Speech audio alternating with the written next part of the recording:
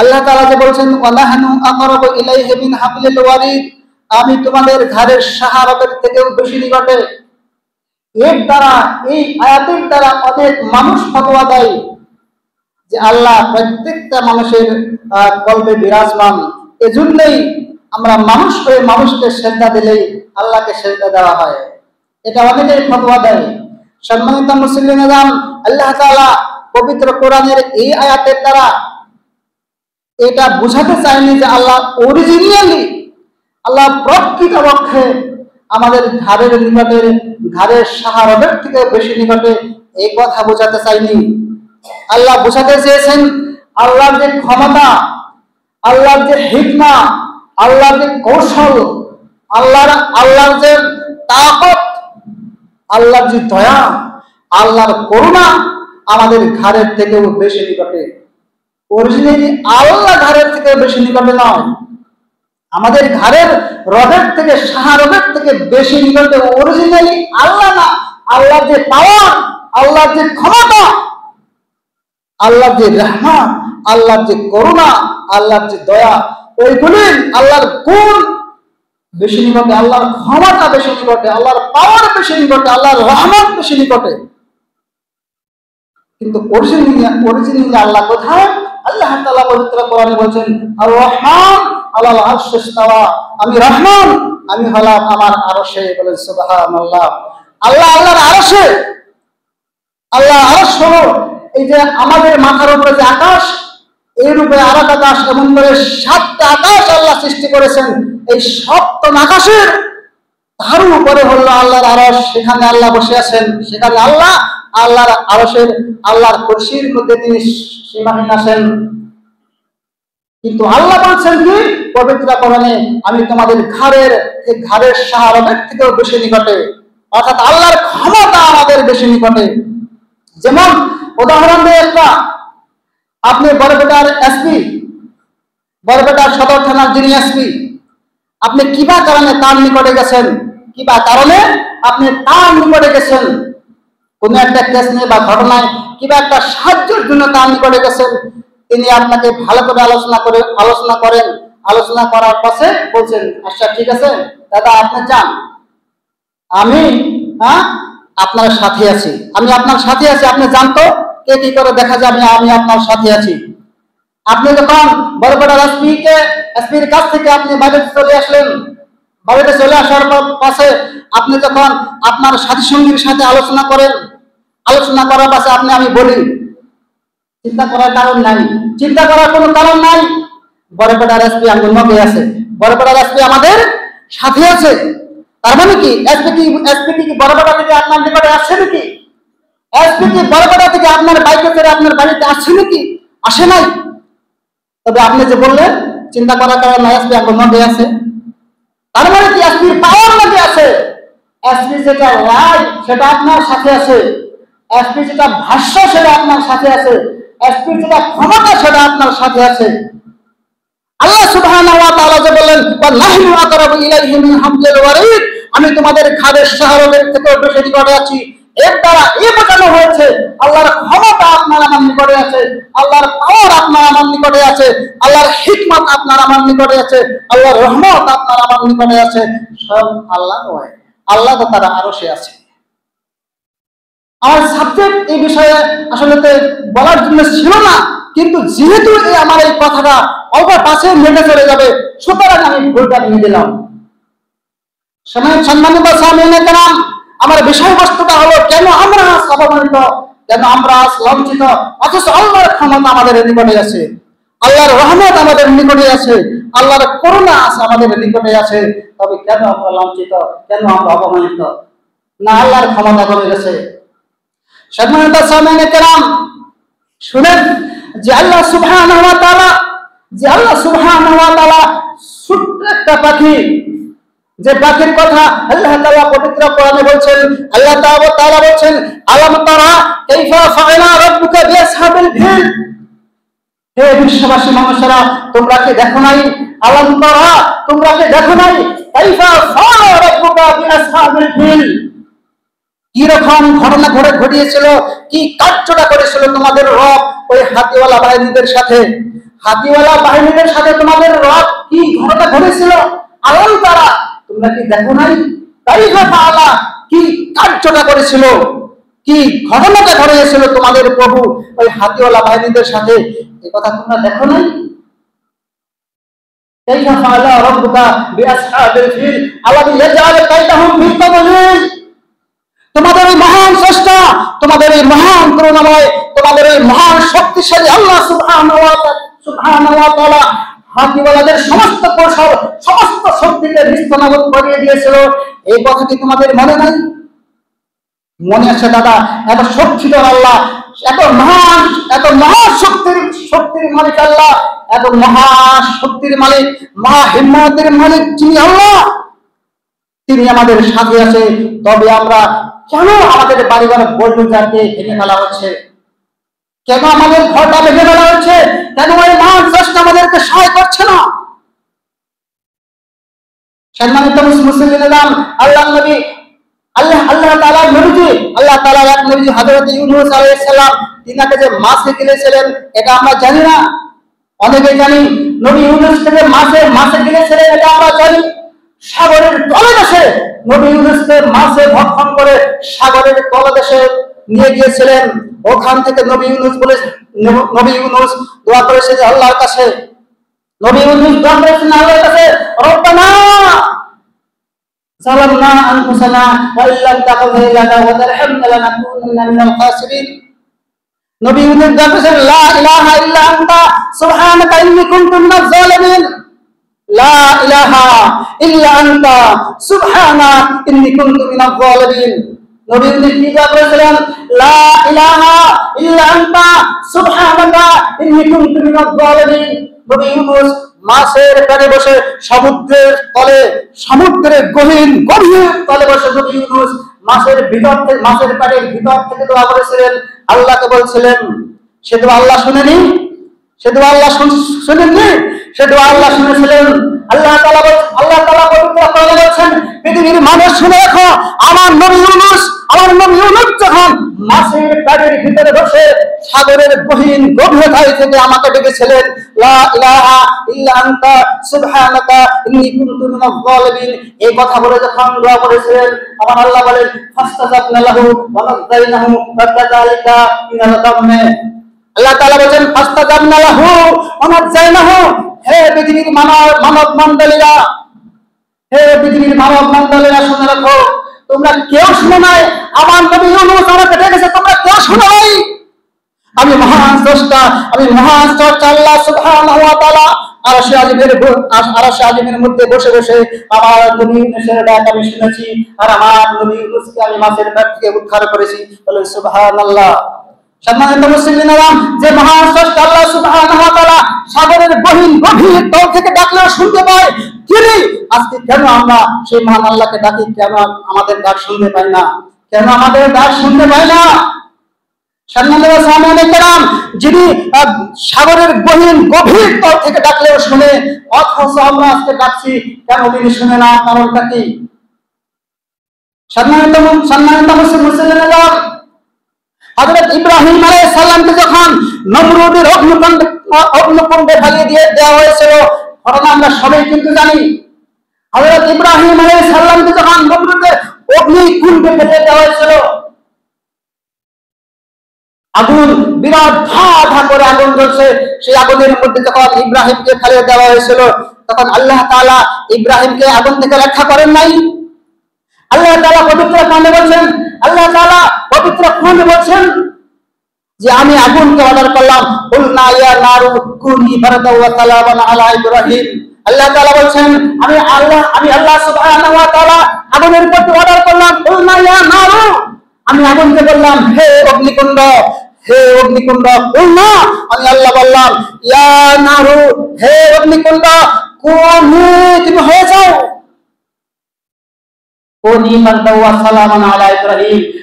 আমার নবী ইব্রাহিমের উপর তুমি শান্তিদায়ক ঠান্ডা হয়ে যাও। বলেন সুবহানাল্লাহ। এই কথা আল্লাহ তাআলা পবিত্র কোরআনে বর্ণনা করেছেন। আল্লাহ তাআলা আগুনকে কয়বার অর্ডার করেছিলেন? আল্লাহ তাআলা আগুনের প্রতি কয়বার হুকুম করেছিলেন? Only one. আল্লাহ তাআলা আগুনের প্রতি শুধুমাত্র একবার অর্ডার করেছিলেন, একটা বাক্য আল্লাহ বলেছেন, কুলনা লা নারুকুনি বারাকাল্লাহু সালামান আলা ইব্রাহিম, হে আগুন, হে আমার সৃষ্টি অগ্নি, আমি তোমাকে বলছি, তোমার রব হয়ে তোমাকে বলছি, তুমি আমার নবী ইব্রাহিমের উপর শান্তিদায়ক ঠান্ডা হয়ে যাও। আল্লাহর অর্ডার শোনার সাথে সাথে আগুন স্তব্ধ হয়ে গেছে, ইব্রাহিমের উপর শান্তিদায়ক ঠান্ডা হয়ে গেছে। বলেন সুবহানাল্লাহ। সেই মহান স্রষ্টাকে এখনো বেঁচে নাই, সেই মহান স্রষ্টার ক্ষমতা কি এখন কমে গেছে? অসীমকালে নয়, সেই মহান স্রষ্টা আল্লাহ সুবহানাহু ওয়া তাআলার ক্ষমতা, সেই আল্লাহর হিকমা, সেই আল্লাহর বাহাদুরি, সেই আল্লাহর ক্ষমতা, সেই আল্লাহর শক্তি এক বিন্দু পরিমাণে এখনো কমে নাই। কিন্তু তিনি আমাদের ডাক শোনে না কেন দাদা? কথাটা এখানে, প্রশ্নটা এখানে। তিনি আমাদের ডাক শোনে না কেন? প্রশ্নটা এখানে।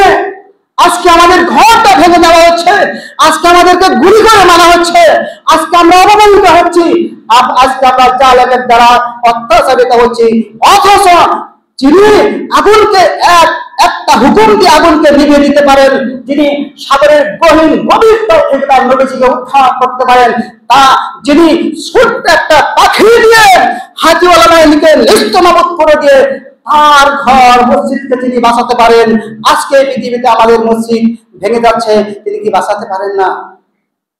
অবশ্যই পারেন, তিনি বাঁচাতে পারেন। কেন বাঁচায় না দাদা? কেন আমাদের কথা শুনে না? কেন মহান স্রষ্টা এত কাহার হয়ে গেছে? কেন তিনি এত নির্দয় হয়ে গেছে? সম্মানিত মুসলিমের মুসলিয়ানে যান, উত্তর হলো আল্লাহ নির্দয় হয় নাই, আল্লাহ নিষ্ঠুর হয় নাই, আল্লাহর ক্ষমতা বলা যায় নাই, আল্লাহর ক্ষমতাও বলা যায় নাই, আল্লাহ নিষ্ঠুর হয় নাই, আল্লাহর রহমত এক বিন্দু পরিমাণ কমে নাই। কিন্তু অথচ তিনি আমাদের ডাক শোনে না। কারণ কি জানেন? কারণটা কি জানেন? সম্মানিত মুসলিমগণ, কারণটা এবার আসেন, আবার এই লাঠিটার দিকে একটু লক্ষ্য করেন। এই লাঠিটা একটা উদাহরণ দিয়ে আমি বোঝাচ্ছি, এই লাঠিটা একটা উদাহরণ দিয়ে বোঝাচ্ছি। অরিজিনালি কিন্তু এই কথা না, অরিজিনালি কিন্তু এই কথা না। এই লাঠিটাকে একটা উদাহরণ দিয়ে বোঝাচ্ছি। ধরা হলো এটা পৃথিবী, ধরা হলো এটা পৃথিবী, আর এখানে প্রথম আসমান, দ্বিতীয় আসমান, তৃতীয় আসমান, চতুর্থ আসমান, পঞ্চম, ষষ্ঠম, সপ্তম আসমান শেষ হয়ে গেছে, সাতটা আকাশ পার করা হলো। এখানে আল্লাহর আরশ, এখানে আল্লাহ বসে আছেন। উদাহরণ স্বরূপ বলছি, কিন্তু দাদা আপনাদেরকে বোঝানোর জন্য বলছি, এটা হলো পৃথিবী। প্রথম, দ্বিতীয়, তৃতীয়, চতুর্থ, পঞ্চম, ষষ্ঠম, এখানে আল্লাহ তাআলা বসে আছেন। এবার আসেন, এটা এই পর্যন্ত থাক, এটা এই পর্যন্ত থাক। এবার এই পৃথিবীর একটা উদাহরণ দেই, পৃথিবীর একটা উদাহরণ দেই। আপনার ঘরে যে কি আছে, কারেন্ট আছে, আপনার ঘরে যে কারেন্ট আছে, কারেন্টের এটা হলো বাল্ব, এখানে লাইট জ্বলে, আপনার ঘরের যেটা, আপনার রুমের যেটা লাইট, এটা জ্বলে, সারা রুমটায় আলোকিত হয়ে যায়। এখানে আছে সুইচ, এখানে কি আছে? সুইচ। আপনি ঘরের মধ্যে প্রবেশ করেন আর এখানে সুইচটা টিপা মারেন, এখানে লাইটটা জ্বলে ওঠে। দাদা কথা ঠিক না? এখানে লাইট জ্বলে ওঠে, এখানে সুইচটা টিপা মারেন আর এখানে ফ্যানটা আছে, রিপ রিপ রিপ রিপ করে ঘুরে, সারা রাত বাতাস লাগে, আপনি সুন্দর করে ঘুম আসেন। দাদা এই কথা ঠিক, কিন্তু এবার আপনাকে বলছি, সুইচটা এখানে, এখান দিয়ে ভিতর একটা তার আছে, মাঝখানে এই যে ছোট্ট এন্দুর বা বাইকান, আমরা এন্দুর বলি বা বাইকান বলি, যাই বলি না কেন, আস্তে করে এখান দিয়ে একটু ঢুকে ওই তারটার মাঝে একটু কুট কুট কুট কুট করে কেটে তারটা এখানে ছিন্ন করে ফেলেছে। এখানে ফ্যান, এখানে লাইট, এখানে লাইট, এখানে ফ্যান, এখানে, কিন্তু এখান থেকে ভিতর যে তার আছে, এই তারটা ওই একটা ইন্দুর বা বাইকান যেটা বলি, ওটা এখানে এসে কুটকুট কুটকুট করে কেটে ওখানে বলব এই তারের সাথে, এই সুইচের সাথে, লাইটের সাথে বা ফ্যানের সাথে তার সংলগ্ন ছিল, জোড়া ছিল, এটা কেটে 2 ঘন্টা করে ছেড়ে দিয়েছে। এবার এই সুইচটা যদি আপনি টিপা মারেন, লাইট জ্বলবে দাদা? লাইট জ্বলবে? জ্বলবে না। এই সুইচটা যদি টিপা মারেন তাহলে ফ্যান ঘুরবে? আপনি রাগের চোটে সুইচটাকে দূরে দূরে টিপা মারেন, যত দূরে দেন, যত শক্তই খাদান, আপনি সুইচটাকে টিপা মেরে যদি সুইচ ভেঙেও ফেলেন, সুইচ যদি ভেঙেও ফেলেন, পশ্চিমকালে এই ফ্যান ঘুরবে না, রাত্রে আপনাকে এই সুন্দর ফ্যানটায় বাতাসও দিবে না, এই সুন্দর ফ্যানটায় বাতাসও দিবে না। তাহলে কি দোষটা ফ্যানের হয়েছে? দোষটা কি লাইটের হয়েছে? না দোষটা সুইচের হয়েছে? দোষটা নয় দাদা, দোষটা এন্দুর নামক একটা প্রাণী যে কেটেছে, দুষ্টাকা তার, অর্থাৎ আর লাইফের মাঝখানে আর এই সূর্যের মাঝখানে তা ছিন্ন হয়ে গেছে, টুকরো হয়ে গেছে, রিলেশনশিপ আর নাই, যোগসূত্র আর নাই, যোগসূত্র বিচ্ছিন্ন হয়ে গেছে। এই জন্য লাইট আর জ্বলছে না দাদা, এই জন্য ফ্যান আর চলছে না, ফ্যান আর ঘুরছে না। এই জন্য ফ্যান ঘুরছে না মানে ফ্যান ঘুরানো মানে বাতাসও দেয় না, আপনার শরীরে ঠান্ডাও হয় না, আপনার ঘুমও আসে না। সম্মানিত মুসলিম, এবার আসুন, লাঠিটা এই দিক করে দিচ্ছি। এবার বলছিলাম এটা পৃথিবী, প্রথম, দ্বিতীয়, তৃতীয়, চতুর্থ, পঞ্চম, ষষ্ঠম, সপ্তম, এবং এখানে আমার আল্লাহর আরশ, এখানে আমরা পৃথিবীর মানুষ। এটার ভিতর দিয়ে আমরা যা বলি সেই কথাগুলো করে আমার আল্লাহর কাছে পৌঁছে যায়। বলেন সুবহানাল্লাহ, আমার আল্লাহর কাছে পৌঁছে যায়।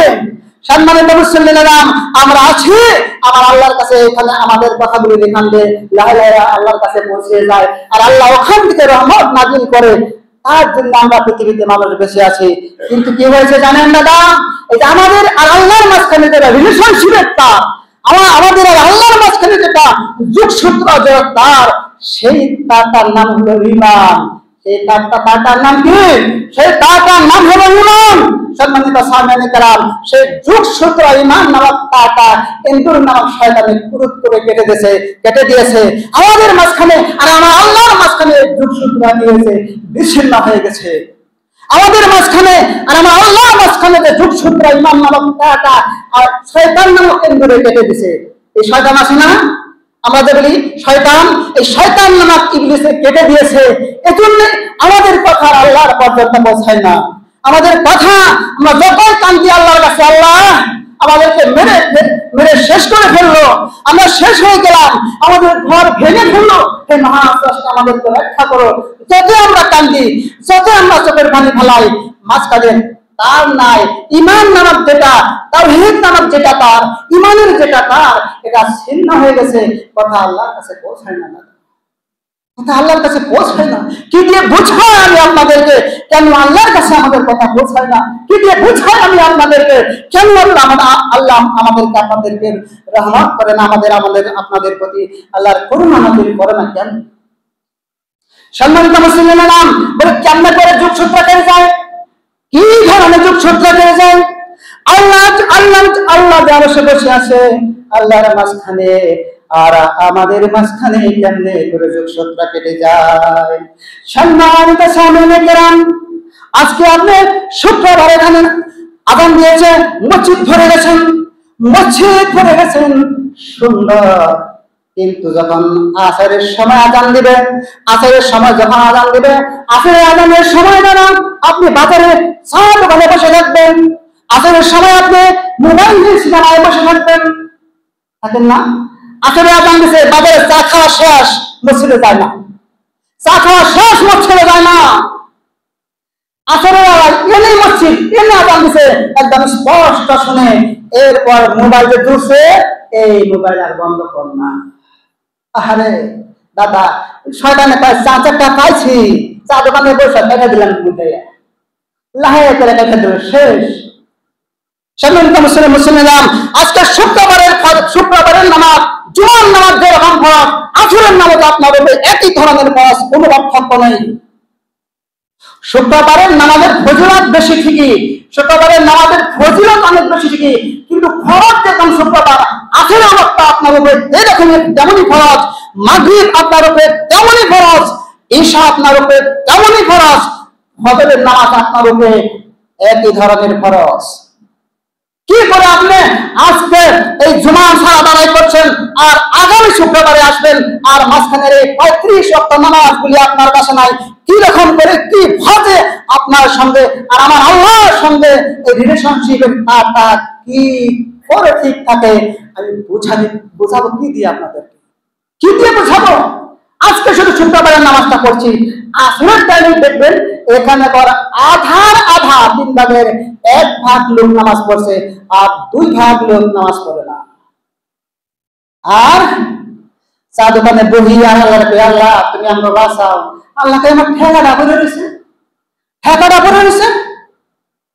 আসেন দাদা এবার পৃথিবীর একটা উদাহরণ দেই, পৃথিবীর একটা উদাহরণ দিয়ে আপনাকে বলি। আপনি তো আব্বা, আপনি আব্বা না, হয় আপনার ছেলে আছে বা মেয়ে আছে, উদাহরণস্বরূপ ধরা হলো আপনার 3জন বা 4জন ছেলে আছে, উদাহরণস্বরূপ ধরা হলো আপনার 3-4জন ছেলে আছে। 3-4জন ছেলের মাঝখান থেকে 2টা ছেলের একটা ছেলে আপনার একদম বিরাট বাধ্য ছেলে, আপনি ডাক দিচ্ছেন, আব্দুল্লাহ এখানে আসো, দৌড়ি আপনার নিকটে আসে, বলে আব্দুল্লাহ যা শুনে যে ওই গরুটা চলছে নিয়ে হও, দৌড় দিয়ে নিয়ে আসে। বলে আব্দুল্লাহ আমার তো অসুখ আছে, একটু বাজার গাছ ওষুধ নিয়ে হও, একদম এক দৌড়ে বাজার গেছে নিয়ে আসে। আব্দুল্লাহ তোমার কালকে মাস্টার পড়া একটু পড়াছেন, আপনি খাওয়া শেষ, পড়ার পড়াও শেষ। আবার আরেক ছেলে আপনারই ছেলে বলে আব্দুল্লাহ যা একটু বাজারে আমার অসুখ, আমি এরকম রোদে মানে যাই না, বলুন যাও একটু গরুটা দেওয়া, বাবা একটু শোনা একটু গরুটা দেওয়া, এবার না এত রোদ গরু আনবার দেবো এবার না। আবার কালকে মাছ একটু বাবা আছে পড়া আছে, এবার না পরে খেবো, পরে দুনিয়ায় তারা আরম্ভ হয়েছে আপনার সাথে সামান্য সামনে কারণ। এরপর মোবাইল নিয়ে ওই 500 দিয়ে ওই 500 দিয়ে আর 5টা পাটনা নিয়ে এরম এরম টিপতেছে, 3 ঘন্টা রাখে না, 3 ঘন্টা আসে না। এরপর এমন কাম একটা করছে যে তাদের জন্য আপনার মান সম্মান ডুবে গেছে, আপনার সম্মান থাকে না, এমন একটা অবাধ্য ছেলে। আর একটা প্রিয় বাধ্য ছেলে, খরমা বাজারে 2 ছেলে গেছে, খরমা বাজারে 2 ছেলে গেছে। ওই যে অবাধ্য ছেলেটা আর বাধ্য ছেলেটা, বাধ্য ছেলেটা একদিন গেছে, যাওয়ার পাশে একজন একটা চাকরি দিছে, আপনার কানে খবর আছে যে আমার ছেলে, যে তুমি না বলে আব্দুল করিম না বলে হ, তোমার ছেলে মুখ না বলে হ, বাতারায় তোমাকে চাকর দিছে, আমার ছেলে কারা চাকর দিয়ে আমি রেখা দিন। আপনি বলবেন না আমার ছেলেকে কে মারছে, আমার এই শরীরের মধ্যে 1 বিন্দু তাজা রক্ত থাকা পর্যন্ত এর প্রতিশোধ আমি নিয়ে ছাড়বো, কারণ সে আপনার বাধ্য ছেলে, সে আপনার বাধ্য ছেলে। আপনার ছেলের জন্য যদি আপনার শরীরে তাজা রক্ত দান করতে হয়, তা আপনি দান করার জন্য বাধ্য, তা আপনি দেওয়ার জন্য আপনি রেডি। কিন্তু আরেকটা যে অবাধ্য ছেলে, একদম ঘোর অবাধ্য ছেলে, এ যখন খানা বাজারে গেছে, খানা বাজারে যাওয়ার পাশে আপনাদের একজনে ফোন করেছে, বলে দাদা আপনি অমুকের বাপ না বলে হ, অমুক আপনার ছেলে না বলে হ, আপনার ছেলে না আমাকে থামাইছে, জানি না তো আর কটা দিবার কম ফোনটা কাজে দেয়, তাই পাইছে চাষ আরো কত গুতে দে বদমাসে গুতে খায়া ঠিক হয়ে যখন আমার বলাইব তখন সে আমি যাবো, তার আগে না। এত বদমাস ছেলে একটা কথা হন না বলবেন না দাদা, কারণ কি ও ছেলে যা কোন কিচ্ছু শুনে না, আপনি যা কোন তার বিরুদ্ধে চরণ করে, এজন্য আপনি নিজেই ছেলের প্রতি ক্ষুণ্ণ, অন্যজনের মারে দেখে মনে মনে খুশি, আমি তো মারাই হেন না, আমি মারা গেলে তুই আমার কাছে উল্টা না দিয়ে হস, আজকাল আর ঠিক করে দেবো না, ঠিক করে দেবো। সম্মানিত মুসলিমরা, আপনার যদি আপনার ছেলে যদি আপনার ছেলে যদি আপনার অবাধ্য হয়, আপনার যদি এতটা গঠে, আপনার ছেলে যদি আপনার অবাধ্য হয়, আপনার যদি এতটা গঠে, এত গুচ্ছা যদি আপনার ওঠে, তাহলে যে মহান স্রষ্টা আল্লাহ সুবহানাহু ওয়া তাআলা আপনি যদি মায়ের রহিমের মধ্যে গেছেন, মায়ের পেটের মধ্যে গেছেন, সেদিন থেকে আজ পর্যন্ত যে আল্লাহ আপনাকে হাজারো নিয়ামত দিয়ে বাঁচাইতেছেন, যে মহান স্রষ্টা আল্লাহ সুবহানাহু ওয়া তাআলা আপনাকে হাজারো বস্তু দিয়ে আপনাকে বাঁচাইতেছেন, সেই আল্লাহর বিরুদ্ধাচরণ যখন আমি করব, তখন কি আল্লাহর রাগ উঠবে না? তখন কি আল্লাহর গুসা হবে না? তখন কি আল্লাহ কাহার নির্দয় হবে না?